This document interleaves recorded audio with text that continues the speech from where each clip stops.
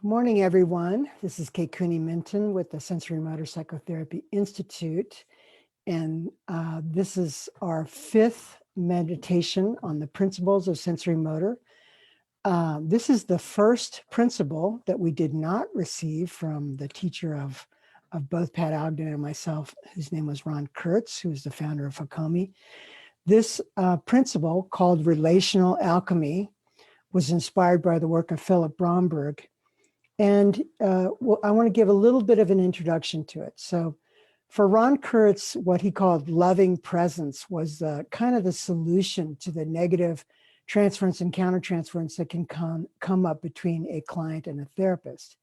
But for some clients, even loving presence can sometimes come across negatively, like inauthenticity or even pulling rank or whatever. So there's going to be situations where the client is needing your genuine responses to them.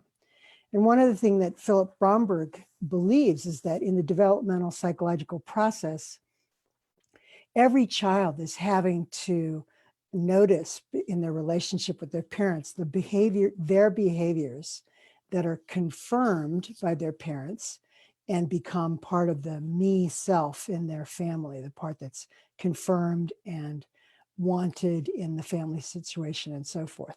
And then there's parts of the self that are disconfirmed and often dissociated, that are parts that are not deemed, pro-social in that particular family situation. So these disconfirmed parts, what are they? They could be angry parts, they could be ashamed parts, they could be anything that's considered not attracted by the parents can be disconfirmed, sexual parts, parts that are not sexual in the way that the parents approve of, for instance, different sexual preferences that are identities that are suppressed. And as a result, these become disconfirmed. But what happens to those dissociated, disconfirmed parts of the self? Do they just disappear? No, they go into the unconscious only to be re-triggered in future relational situations. And this is because this situation of the conscious self and the unconscious self is inherently unstable. All those disconfirmed unconscious elements of the self eventually get re-triggered in relational dynamics and reappear, partially because the psychological wholeness, which we call ourself, is wanting to be integrated. We want to integrate all those parts of ourself, including angry parts, ashamed parts, triggered parts, traumatized parts. And so all those parts in the unconscious want to be reunited in a holistic kind of self. So these parts are often re-triggered in what we call enactments, which are basically reenactments of old relationship dynamics that occur in current relationship experiences, including the therapeutic relationship. And the theory is that this kind of re-triggering of dissociated, disconfirmed parts of the self is not optional. It's inevitable. It's going to happen in your relationships, your primary relationships, including ones with your therapist. Eventually, all these disconfirmed, dissociated parts are going to be re-triggered in relationship. And this creates perhaps a great opportunity in psychotherapy. It could either be a terrible experience of feeling like you're back in the same old relationship dynamic you were in with your parents or your siblings or whatever from childhood, having that re-come up with your therapist. But it could also be the opportunity that client has been waiting for the old dynamics to get re-triggered, but for there to be a new outcome. And that's when the therapist can actually help unpack what's happening in the relationship dynamic between the two of them, where not only the unconscious of the client is being re-triggered, but also the unconscious of the therapist is being re-triggered in the enactment or the reenactment of this old relationship dynamic. So it takes some humility and some self-awareness on the part of the therapist to share and own their part of what's happening in the relationship dynamic with the client, and invite the client to greater self-awareness of how their disowned dissociated and disconfirmed parts of the self are also coming up in this relationship dynamic. And that part of this reenactment that's occurring, or enactment that's occurring, is basically allowing us to see the parts of ourself that we have dissociated from and owning those in relationship. So the theory is that these are going to come up in relationship and we should be ready for when they come up. And that's why we have the principle of relational alchemy. So let's begin by closing our eyes for a moment. We're going to do some mindfulness with this. And for those of you who work with clients, you can imagine one of your quote unquote more difficult clients, meaning the clients that you're having difficulty working with, perhaps because they're retriggering to you. And for other people, perhaps people that are not therapists, you can imagine just a difficult person or your partner in a difficult mood sitting in front of you. And so we imagine this person coming and sitting in front of us, a difficult person or a person that we're in relationship with in a difficult mood. And just study what happens in your body when they sit down opposite you. Maybe there's some tension in your chest, in your shoulders, in your face, in your gut. And just feel that tension in your body. And also notice what emotions get re-triggered. Frustration, wishing they could just be the good client or the good person. Maybe longing that the session would be over. Anger even. Impatience. All these perhaps dissociated or disconfirmed feelings, even maybe rage, frustration, that have been suppressed, come up in this relationship and are probably also coming up with the client. So one question is, what do we do with this information, these triggered feelings that are coming up in our consciousness and in our body? And one of Philip Bromberg's answers to that question is nothing. Just be aware of that information. We don't have to share it with the client. It may not be the time to share it with the client, but just self-awareness of these feelings, countertransferential feelings of frustration, anger, loss, abandonment. And just feel with this particular difficult person what those feelings are that are coming up for you.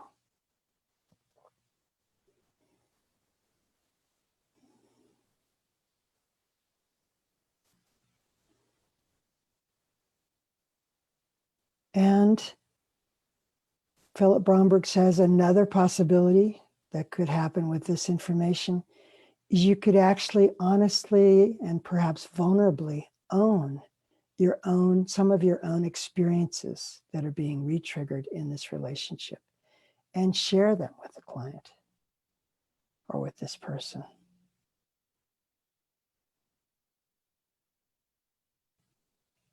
Sharing like, I'm noticing that I'm feeling a little bit of frustration or anxiety.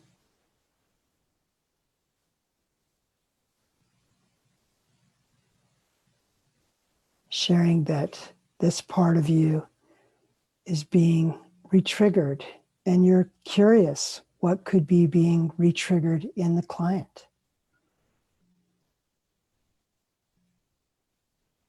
And by sharing a little bit of vulnerability, a little bit of your own process with the client, it's what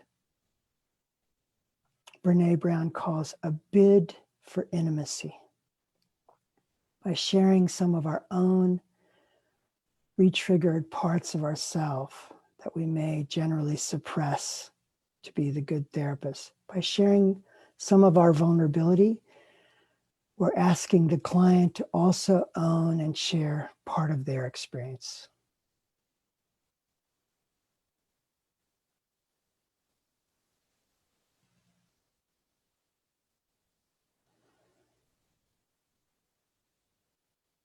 And remember examples in relationship, either with your partner or with a friend or with a client. Remember when sharing, both in humility and vulnerability, part of your own experience has led to a deeper healing and invited intimacy and sharing from the other person.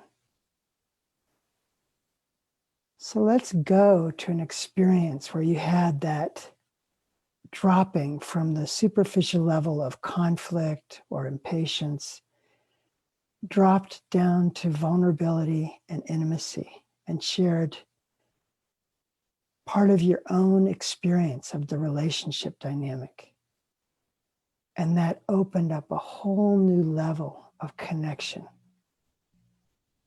of openness,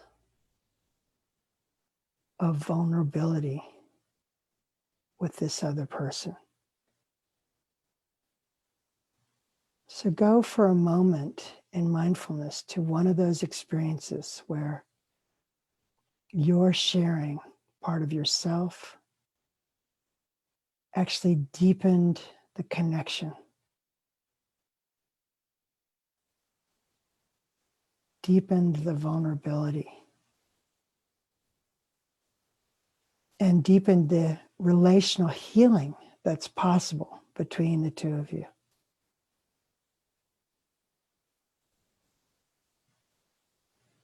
And this is relational alchemy, being willing to open some of those private feelings you have, vulnerable feelings you have with this other person.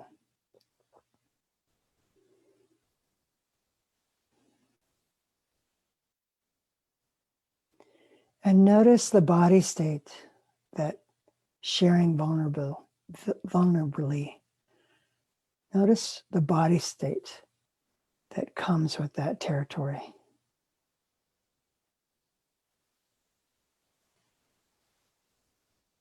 And the emotional state. It's a willingness to be flawed in relationship and to share your flaws in relationship.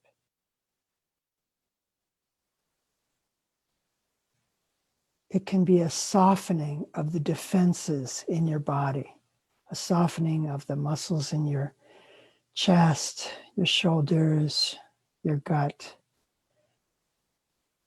Just reducing the defensiveness for a few moments.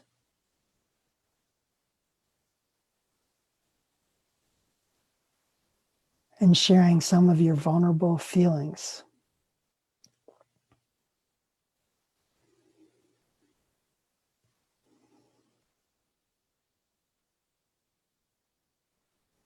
And notice how those moments deepen the connection, maybe even the trust between you and the other person.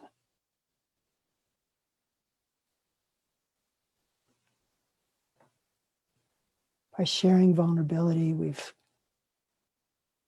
sent this other person a bid for intimacy and connection on a deeper level.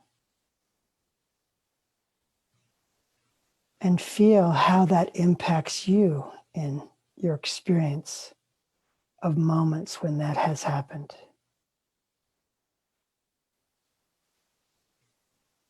A greater sense of self-awareness.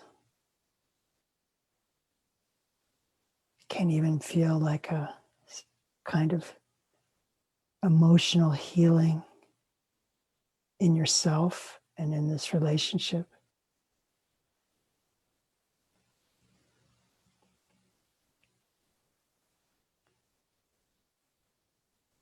A sense in your body of opening, perhaps in your throat area, your heart area, your solar plexus, or your abdomen, just opening to this other person. And opening to these dissociated parts of yourself. Angry parts, relationally traumatized parts. abandoned parts, longings for connection, for openness,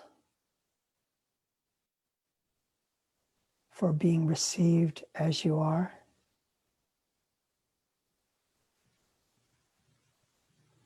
And imagine that this other person is having some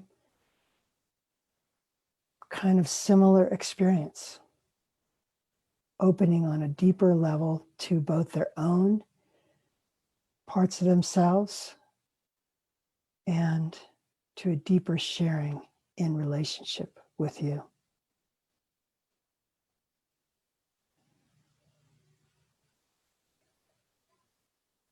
It's really bringing these dissociated parts of yourself or disowned or disconfirmed parts of yourself back into awareness and even into relationship.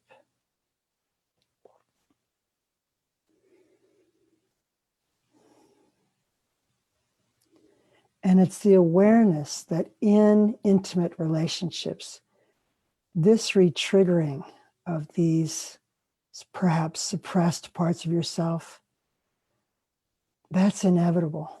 That's a part of the process.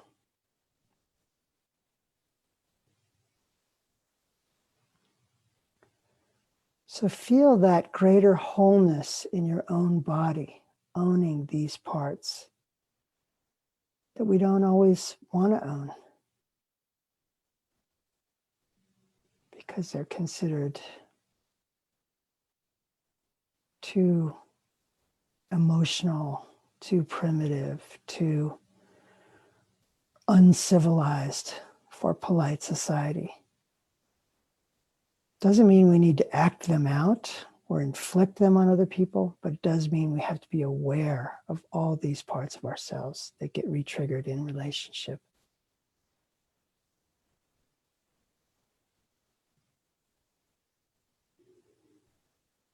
So there can be kind of a feeling of spiritual wholeness when these parts are owned and accepted as part of the self and even shared in relationship.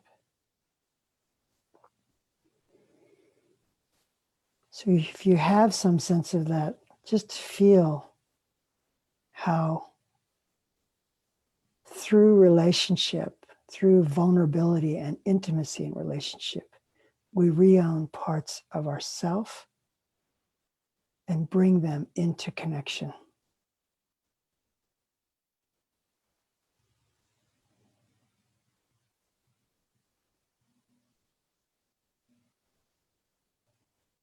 And just notice the body state that allows us, and the emotional state that allows us to do this particular kind of work. So a kind of humility, a kind of openness to parts of the self that we normally suppress in polite society. A willingness to vulnerably share those. And it can create an opening in your body, a lessening or a softening of defensiveness in relationship.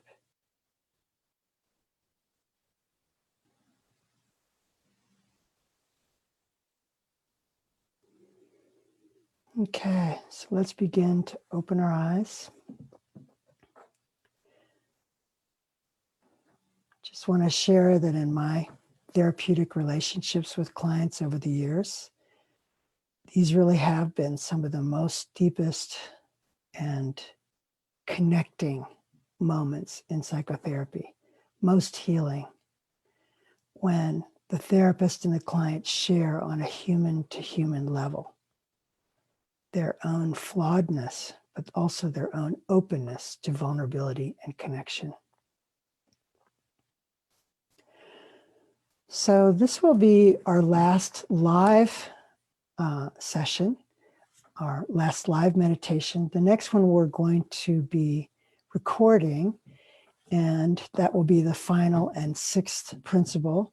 And if you'd like to receive both that particular meditation next week or in fact, all of these meditations, you can find a link on our Facebook page to go to sensorimotor.org and to put in your email, and then we'll send you one or all of these meditations for you to practice on your own.